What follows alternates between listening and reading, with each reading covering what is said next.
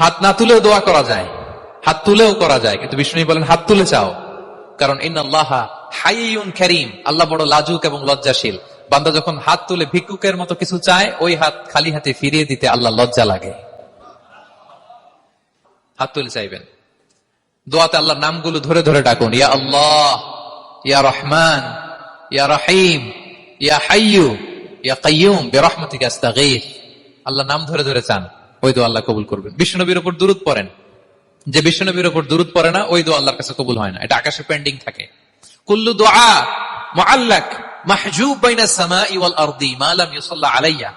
বিষ্ণু বলেন সব দোয়া আকাশে পেন্ডিং থাকে যতক্ষণ আমার উপর দুরূদ পড়া না হয়। তা আপনি যে বলেন হুজুর আমার দোয়া কবুল হয় না, কেন হয় না বুঝছেন এবার? হ্যাঁ, নবীর উপর দুরূদ পড়েন নাই তো। আল্লাহুম্মা সাল্লি ওয়া সাল্লিম ওয়া বারিক আলাইহি।